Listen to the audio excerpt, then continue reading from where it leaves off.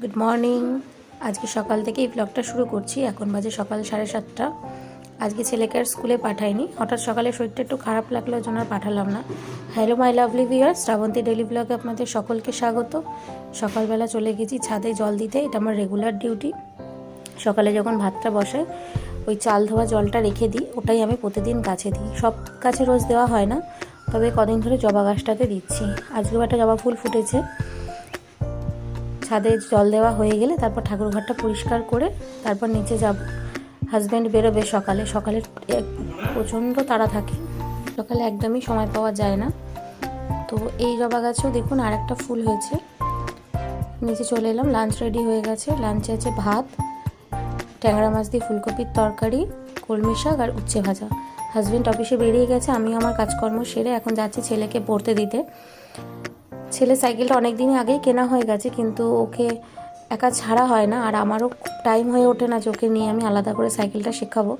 তো এখন যেহেতু একটু দূরে পড়তে দিয়েছি, তো ওই জন্য সাইকেলটা নিয়ে যাই। ও সাইকেলটা শেখাও হয়, আমার পড়তেও দিয়ে আসা হয়ে যায়।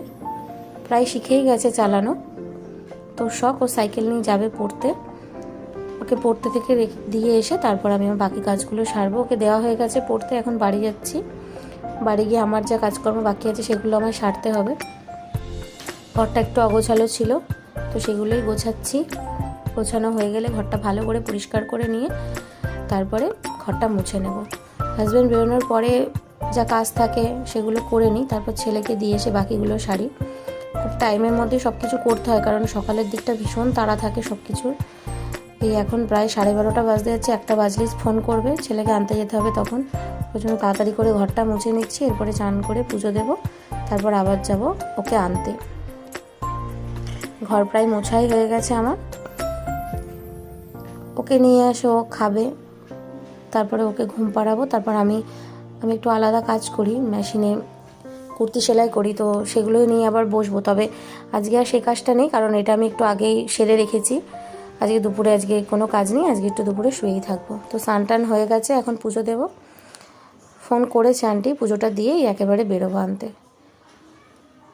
সন্ধেবেলায় এই এখন ছাতুটা ঢেলে রাখবো, দুপুরেই ছাতুটা নিয়ে রেখেছিলাম। বাড়ি থেকেই ছাতু নিই, ওই ছোলা বা ভাঙিয়ে ছাতু করে দেয় একবারে, তো ছাতুটা বেশ ভালো লাগে খেতে প্যাকেট ছাতুর থেকে। রাতের ডিনার রেডি হচ্ছে। রাতের ডিনারে আছে ফুলকপি আলুর তরকারি আর রুটি। ফুলকপি আলুর তরকারিটা আজকে একটু খুব ইজিভাবেই করছি, একেবারেই ফুলকপিটা ভেজে মশলা দিয়ে কষিয়ে। তো ভিডিওটা এখানেই শেষ করছি, ভালো লাগলে সাবস্ক্রাইব করুন।